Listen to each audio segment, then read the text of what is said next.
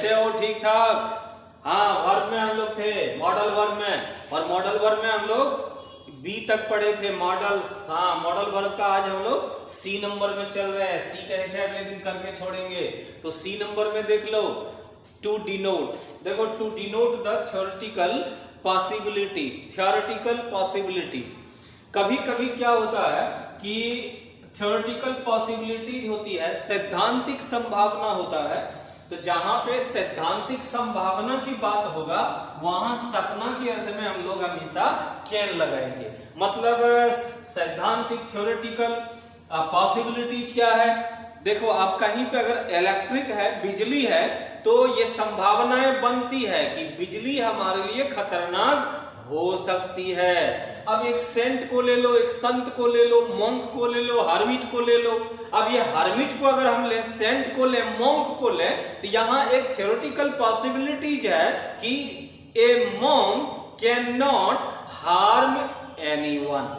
अब अगर हम पुलिस की बात करें तो पुलिस देख के ही आप लोग या हम लोग सभी थोड़ा भयभीत हो जाते हैं, क्योंकि संभावना है। और क्या कहते हैं कि पुलिस से दोस्ती ना अच्छी, ना ही उसकी दुश्मनी अच्छी, ये किसी का भी नहीं होता है। तो police can harass anyone, police किसी को भी परेशान कर सकता है।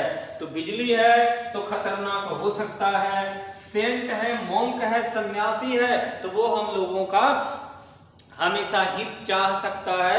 मतलब वो अच्छा व्यक्ति हो सकता है, अच्छे कार्य को कर सकते हैं। इसको कहते हैं हम लोग थ्योरेटिकल पॉसिबिलिटीज। चलो सी नंबर में लिख लो, to denote the theoretical possibilities. हाँ, सैद्धांतिक संभावनाओं। इसका हिंदी लिख सकते हैं बगल में, ये जो अभी लिखे इतना का, सिर्फ इतना का हिंदी हम लोग लिख लेंगे सैद्धांतिक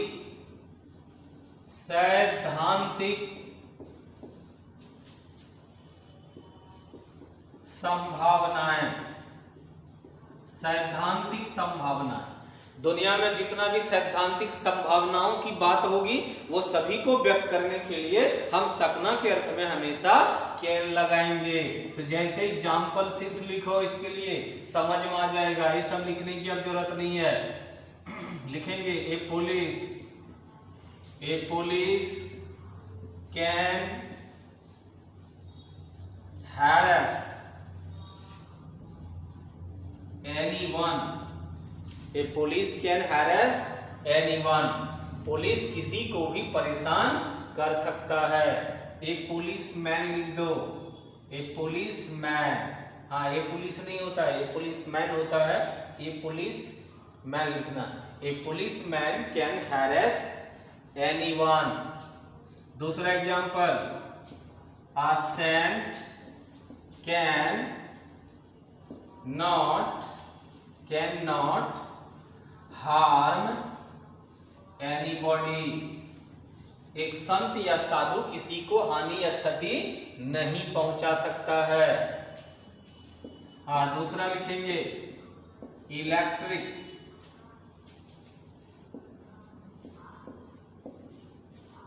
इलेक्ट्रिक कैन बी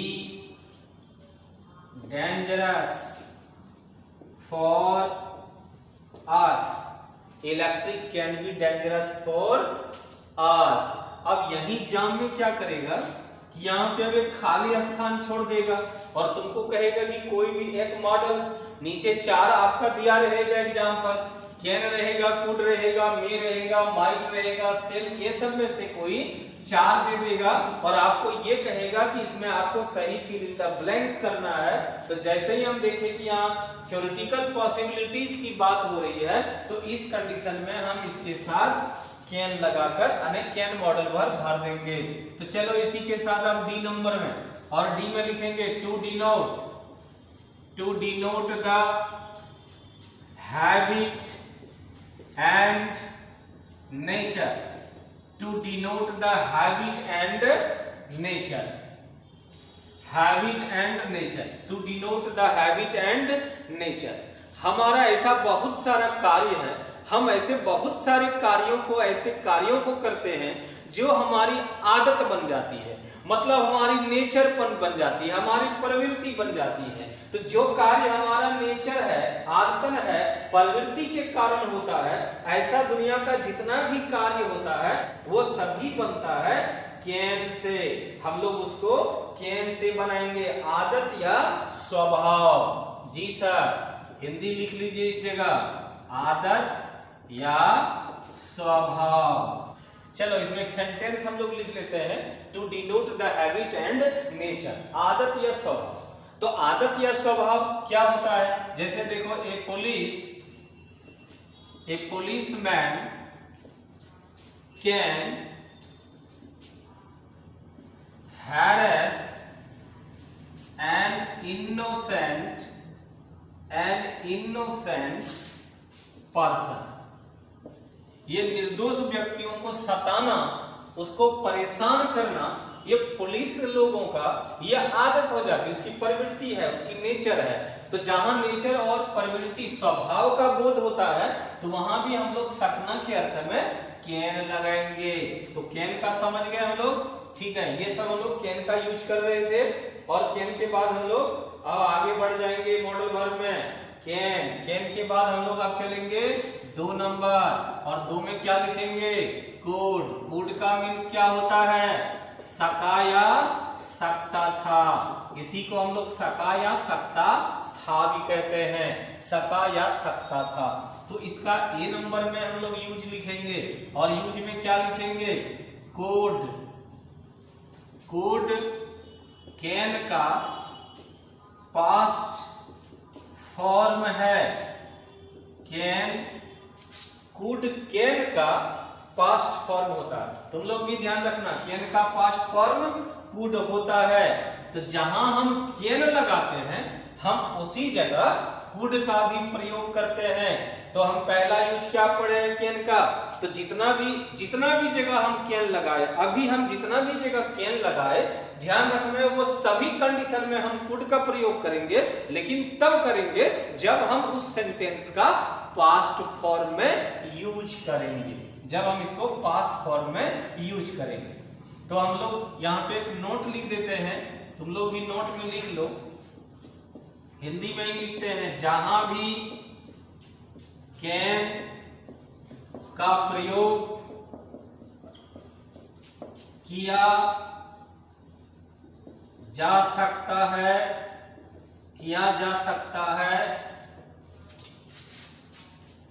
वैसे सभी जगह कुड का प्रयोग उसी अर्थ में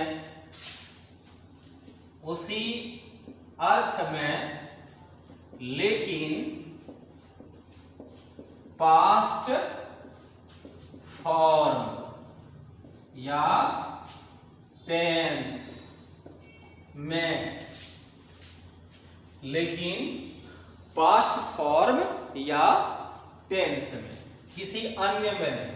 अभी क्या कहे आप? ए पुलिसमैन कैन हैरेस एनीवन। तो यहां हम लोग क्या कर देंगे इसी को?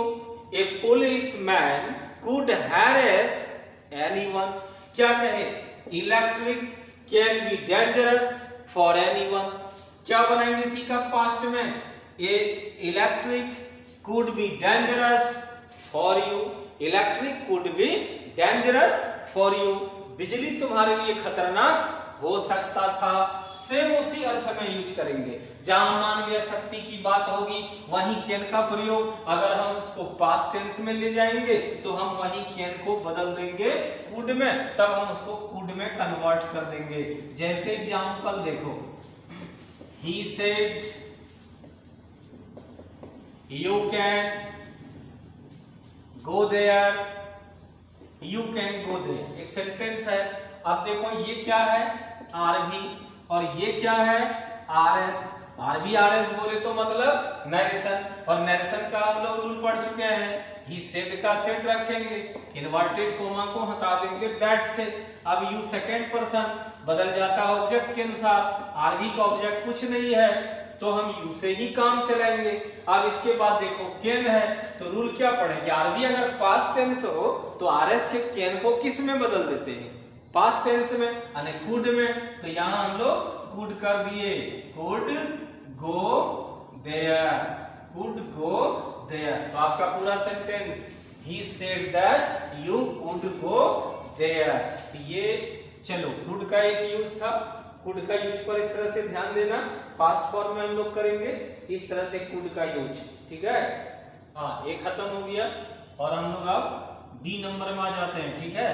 बी नंबर कुड का। अब बी नंबर देखो कुड का क्या है, देखो पोलाइट रिक्वेस्ट की जब बात हो, देखो रिक्वेस्ट करने के लिए हम किसी से जब रिक्वेस्ट करते हैं तो जैसे हम लोग कहते हैं कि मे आई कम इन सर, क्या मैं अंदर आ सकता हूं सर, तो ये रिक्वेस्ट है। लेकिन जब किसी को हम पोलाइट रिक्वेस्ट करते हैं, करबद्ध प्रार्थना करते हैं, विनम्र प्रार्थना करते हैं, मतलब हम अपनी रिक्वेस्ट में और भी इम्फेसिस करना चाहते हैं, इम्फेटिक बनाना चाहते हैं, तो ऐसे कंडीशन में हम कुड का प्रयोग कर सकते हैं। तो इसको क्या लिखेंगे, टू डिनोट, लिखो to denote the polite, to denote the polite request, polite request, विनम्र निवेदन। आप इसका हिंदी लिख सकते हैं विनम्र निवेदन। जहां भी विनम्र निवेदन की बात आएगी, पोलाइट रिक्वेस्ट का बात होगा, वैसे जगह हम लोग कुड का प्रयोग करेंगे। जैसे एग्जाम्पल, जैसे एग्जाम्पल देखो, अब देखो पोलाइट रिक्वेस्ट कहां करना पड़ता है, जहां कोई काम करना बड़ा एक मतलब अजीब सा काम है, जो आपको फील होता है अंदर से, ये काम करने के लिए अगर हम रिक्वेस्ट करेंगे, किसी से आदेश मांगेंगे परमिशन, तो हो सकता है हमें ना मिले। मतलब कि गलत काम को करने के लिए जब आप किसी से किसी चीज का परमिशन लेंगे तो वहां करबद्ध प्रार्थना करना पड़ता है, वहां पे पोलाइट रिक्वेस्ट करना पड़ता है, तभी आपकी बात माने। जैसे मान लो यहाँ पढ़ने लिखने का जगह है और तुम अचानक आया, तुम हमको ये कह रहा है कि सर क्या मैं यहाँ सिगरेट पी सकता हूँ, सिगरेट पीना गलत चीज है। घर में गए हो आप और माँ को बोलते हो ये चीज की, माँ मैं यहाँ पे थोड़ा सा एक पैक पी लूं, पी सकता हूं, तो यहां जो आप पीने के गलत काम है, पीना गलत काम है, इस क्लासरूम में सिगरेट पीना, स्मोक करना, जुआ खेलना, तो ऐसे चीजों के लिए हमें बहुत ज्यादा जोरदार पोलाइट रिक्वेस्ट करना पड़ता है। और इस कंडीशन में पोलाइट रिक्वेस्ट को व्यक्त करने के लिए हम लोग कुड का प्रयोग करेंगे, कैन के स्थान पर, मे के स्थान पर। जैसे एग्जांपल देखो, कुड आई स्मोक हेयर, क्या मैं यहाँ धुआं पी सकता हूँ, क्या मैं यहाँ सिगरेट गांजा धुआं कोई भी धूम्रपान कर सकता हूँ, कुड आई स्मोक हेयर। चलो आगे बढ़ते हैं, फिर हम लोग इसका अनरियल कंडीशन सी नंबर ले लेते हैं, to denote, to denote the unreal conditions, to denote the unreal conditions. अब ये अनरियल कंडीशंस क्या है, अब अनरियल कंडीशंस ये समझो, अनरियल कंडीशंस, अनरियल कंडीशंस क्या चीज है, मतलब अनिश्चितता। जहां तुमको अनिश्चितता लगता हो, अनरियल कंडीशन लगता हो, मतलब संभावना और क्षमता, क्षमता वाली संभावना लगता हो, मतलब ऐसी संभावना है कि आप में किसी कार्य को करने की क्षमता थी, इसकी संभावना हो, तो इसको हम लोग अनरियल कंडीशन कहते हैं। तो अनरियल कंडीशन को भी व्यक्त करने के लिए हम हमेशा कुड का प्रयोग करेंगे।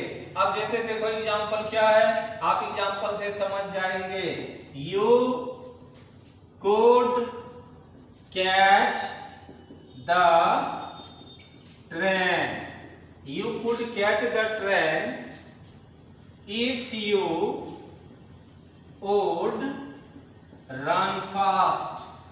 आप गाड़ी पकड़ सकते थे, ट्रेन पकड़ सकते थे अगर आप तेज दौड़े हो। तो ये अनरियल कंडीशन है, मतलब आप में जो है संभावना थी इस कार्य के करने की क्षमता का, लेकिन आपने ऐसा नहीं कर सका, तो यही हो गया अनरियल कंडीशन। और इस तरह के जितने भी अनरियल कंडीशंस हैं वो सभी को बतलाने के लिए हम हमेशा यूज करेंगे कुड का।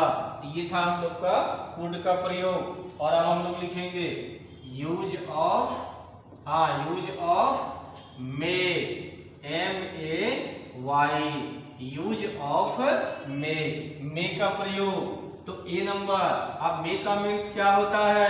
तो इसका भी मीन्स होता है सकना, मे का भी मीन्स होता है सकना। अब सकना में चलो, इसका पहला नंबर है टू डिनोट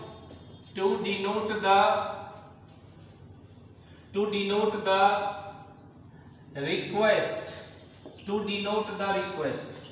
जब हम किसी से किसी चीज के लिए रिक्वेस्ट करते हैं, विनती करते हैं, तो हम उस कंडीशन में पोलाइट रिक्वेस्ट नहीं, हम सिर्फ रिक्वेस्ट की बात कर रहे हैं कि जब हम किसी से नॉर्मली किसी चीज के लिए रिक्वेस्ट करते हैं तो हम वहां पे रिक्वेस्ट के लिए मे का प्रयोग कर सकते हैं। जैसे example, you may help him, आप उनकी मदद कर सकते हैं। आप यहां रिक्वेस्ट किए।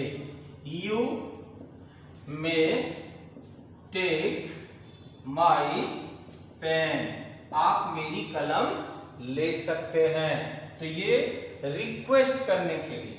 चलिए बी नंबर। आप कभी कभी आदेश लेते भी हैं, परमिशन लेते हैं। तो जब हम किसी से आदेश या परमिशन लेंगे किसी भी कार्य को करने की, तो ऐसे कंडीशन में भी हम सबसे पहले सेंटेंस में मे का यूज करेंगे। तो इस कंडीशन में हम सबसे पहले मे का यूज करेंगे। इसी का बी नंबर, टू टेक या डायरेक्टली हो टेकिंग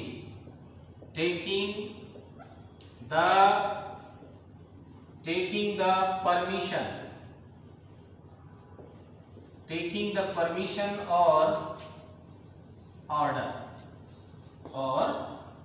इसका प्रयोग मे का यूज करेंगे। तो जब हम किसी से आदेश लेंगे, परमिशन लेंगे, ऑर्डर लेंगे, तो इस कंडीशन में हम लोग सबसे पहले मे का यूज करेंगे। और आप लोग हमेशा यूज करते रहते हैं मे आई कम इन सर, क्या मैं अंदर आ सकता हूं सर। यहां आप परमिशन ले रहे हैं, सवाल कर रहे हैं। आप क्या कह रहे हैं कि may I go for 5 minutes, may I go for 5 minutes, क्या मैं 5 मिनट जा सकता हूं सर। कभी कभी क्लास में हम लोग पूछते हैं, तो आप आदेश या परमिशन ले रहे हैं। तो जब हम किसी से आदेश या परमिशन लेंगे तो ऐसे कंडीशन में हम किसका यूज करेंगे? मे का यूज करेंगे। तो ऐसे सब इस तरह का जितना भी कंडीशन होगा ये सभी में हम लोग मे लगा लेंगे।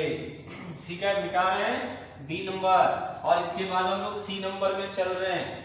ये जितनी भी आशा है, अभिलाषा है, विशेष है, डिजायर्स है, इच्छाएं हैं, तो सी नंबर में लिखेंगे to denote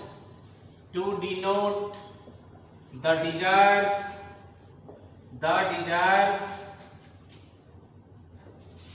wills and wishes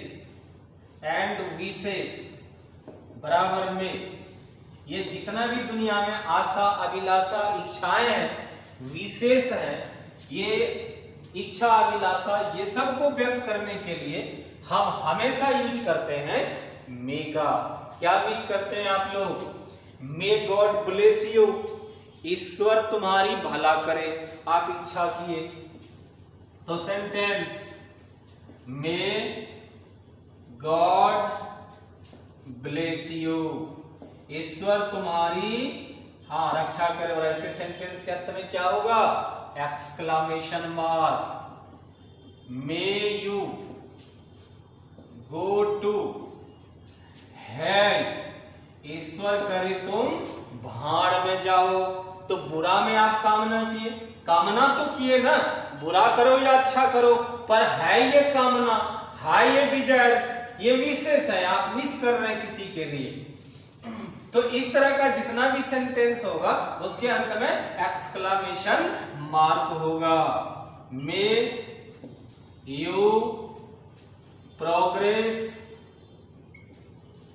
bye leaps and bounds, leaps and bounds. चलो लिखो, may you progress by leaps and bounds. ईश्वर करे तुम दिन दुनी तथा रात चौगुनी विकास करो। तो ये जितने भी इच्छा व्यक्त करने की, विशेष करने के सेंटेंस होते हैं वो सभी बन जाता है मे से। सी में थे, अब डी में चलो, और डी में लिखेंगे to denote the possibility of, to denote the possibility of work। एक लाइन बनेगी इसको, to denote the possibility of work, कार्य की संभावना। अगर कार्य कहीं है और कार्य की संभावना है तो कार्य की संभावनाओं को, अनसर्टेनिटी को, संभावनाओं को व्यक्त करने के लिए हमेशा मे का प्रयोग होता है। मतलब ऐसी कार्य, सीधा यहाँ पे आप तब ये भी डाल सकते हैं to denote the possibility of natural work, ये लगा सकते हैं नेचुरल वर्क। देखो जितना भी नेचुरल वर्क है वो वर्क ऑफ पॉसिबिलिटी है, मतलब वो हो भी सकता है और नहीं भी, संभावना होता है। और ऐसे कार्यों को जब भी हम कहीं सेंटेंस में यूज करेंगे तो ऐसे सेंटेंस हमेशा में से बनता है। और पहले भी कहे हैं कई बार कि नेचुरल वर्क जब भी होगा तो ऐसे सेंटेंस का सब्जेक्ट हमेशा ईट होता है। तो जैसे एग्जांपल, वर्षा हो सकती है, रेन टुडे। अब नीचे मान लो तुमको ऑप्शन दे दिया है, ए नंबर में दे दिया माइट, बी में दे दिया आपको मे, और सी में दे दिया शुड, और आपका एक डी में दे दिया है विल।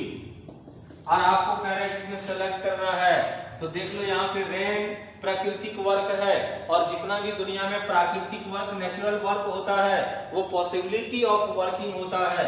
मतलब कार्य संभावनात्मक हो जाता है, मतलब वो हो भी सकता है और नहीं भी हो सकता है। और जो हो भी सकता है और नहीं भी हो सकता है वो संभावनात्मक है। और जब भी वर्क ऑफ पॉसिबिलिटी की बात हो या नेचुरल वर्क की बात हो तो ऐसे कंडीशन में सिर्फ मे लगता है। तो हम लोग यहाँ क्या भरेंगे, MAY, यानी कि मे यहाँ ऑप्शन हम लोग भर लेंगे। एग्जाम में टिक लगाना होगा तो आप बी नंबर में टिक आउट कर लेंगे। चलो इसको लिख भी लो, भर भी लो, हाँ लिख लीजिए, फिर हम मिटा रहे हैं इसको। तो इस तरह से हम लोग मे का यूज करते जाएंगे। चलो लिखो जल्दी।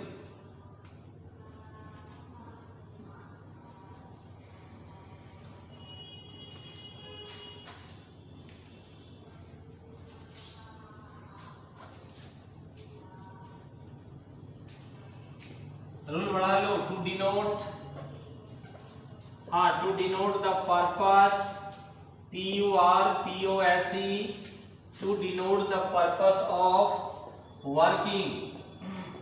हिंदी लिखना है तो लिख लो, पर्पस का मतलब उद्देश्य होता है, कार्य के करने का उद्देश्य। जब भी कहीं कार्य को करने का उद्देश्य का पता चलता हो कि कार्य जो हम कर रहे हैं, कार्य करने का आखिर मकसद क्या है। जैसे एग्जांपल देखो, आप कहते हैं कि मैं खाना खाता हूं, तो क्यों खाते हो भाई, खाने का मतलब क्या है, तो जिंदा रहने के लिए। तो खाना खाने का मकसद, पर्पस क्या है, जिंदा रहना। काम क्यों करते हो, तो आप कहेंगे, इसमें बहुत सारे लोगों का बहुत सारा जवाब होगा, लेकिन जो अधिकतर लोग होंगे वो ये कहेंगे कि मैं काम करता हूं कुछ अर्जन करने के लिए, कुछ प्राप्त करने के लिए। तो काम क्यों करते हो, तो कुछ प्राप्त करने के लिए। तो काम करने का स्रोत क्या है तुम्हारा, मतलब पर्पस क्या, उद्देश्य क्या है, तो कुछ प्राप्त करना। तो कोई भी जो हम काम करते हैं, वर्किंग, पर्पस ऑफ वर्किंग क्या है, तो जब सेंटेंस में पर्पस ऑफ वर्किंग का बोध होता है तो ऐसे कंडीशन में हम मे लगाते हैं। तो जैसे एग्जांपल देखो, हम लोग खाते हैं तो बना रहे हैं वी ईट, हम लोग खाते हैं वी ईट। और क्यों खाते हैं, तो हम पर्पस बतला रहे हैं, ताकि, सो दैट, हम लोग जिंदा रह सकें। We may alive, we may alive. We eat, हम लोग खाते हैं, सो दैट, ताकि, वी मे अलाइव, ताकि हम लोग जिंदा रह सकें। बात समझ गए पर्पस को? तो जब भी किसी कार्य को करने की पर्पस का बोध होता है तो पर्पस वाले पार्ट में सपना के अर्थ में हम लोग मे का यूज करेंगे। ठीक है, चलो और दूसरा भी सेंटेंस।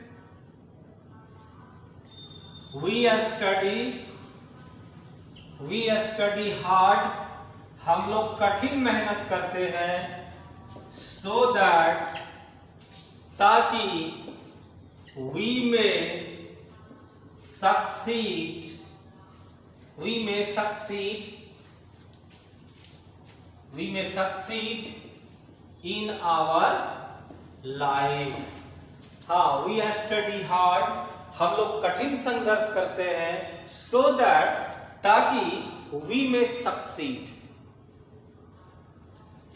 वी में सक्सीड इन आवर लाइफ, ताकि हम लोग अपने जीवन में सफलता को प्राप्त कर सकें। चलो इसको लिख लो। आगे बढ़ रहे, फिर हम आगे बढ़ जाएंगे और रूल बढ़ा लीजिए फिर इसी का, अभी में ही चल रहा है। To denote the surprise, to denote the surprise, SURPRISE, surprises, to denote the surprises में, ऐसा कोई सेंटेंस, ऐसी कोई बात जो सुनकर आपको आश्चर्य लगे, आप आश्चर्यचकित हो जाएं, तो ऐसे कंडीशन में हम लोग हमेशा मे का प्रयोग करेंगे।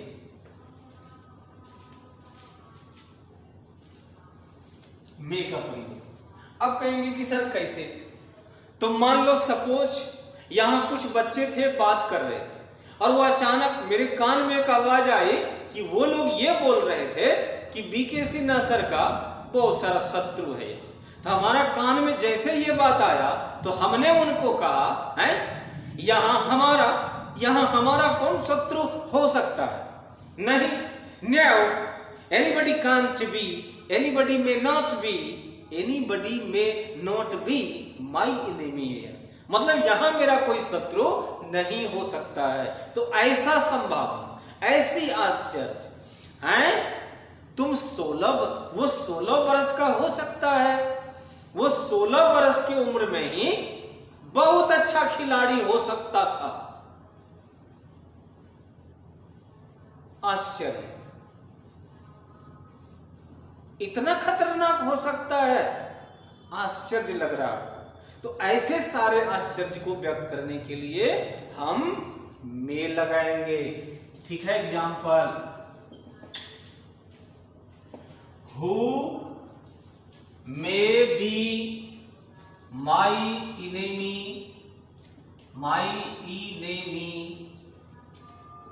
इनेमी है।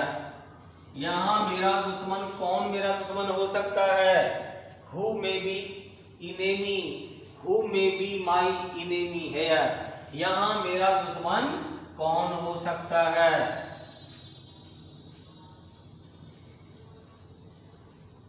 तुम्हें कौन नहीं जान सकता है? Who may not know about you, तुम्हारे बारे में कौन नहीं जान सकता है, मतलब सभी तुम्हारे बारे में जान सकता है। तो चलो इस तरह से जितने भी हैं ये सभी इस जगह हम लोग मे का यूज करेंगे और यहीं पे मे खत्म हुआ और अगले दिन फिर हम लोग मे के बाद आगे बढ़ेंगे, माइट को लेकर आ जाएंगे। चलो इसी के साथ हम क्लास यहीं तक रखते हैं और इसी के साथ आप सभी को जय हिंद, जय भारत।